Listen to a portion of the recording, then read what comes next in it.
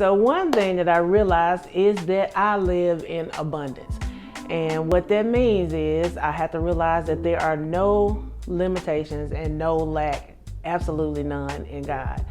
So you can only really go as far as you believe. So a lot of things made me have to change my beliefs in order to get to where I wanted to go, or in order to attain what I wanted to get.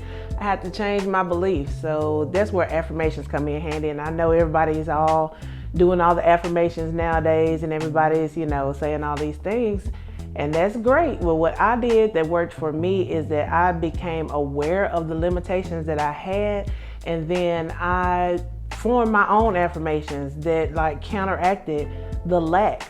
Because like I said, there's no lack in God, so the lack was in my mind. So I had to find a way to dispel that from anything that I had going on in order to get to where I wanted to go.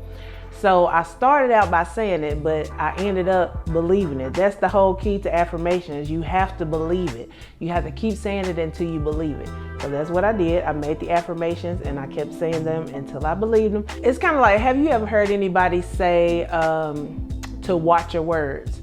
That's not just because you may end up having what you say, but if you flip that, you're probably saying what you already believe. So I had to think about that, and I'll give you a for instance. Okay, so I could say I won't have any money till I get paid on Friday. Or I can say God is my unfailing and unlimited supply, and it's never depleted. My supply is never depleted. So that's one of the affirmations that I actually took on, is saying my supply is never depleted. So which one would you choose? So if you're in lack like I was, and it's you're saying these things like, okay, I'm not gonna have no money until Friday.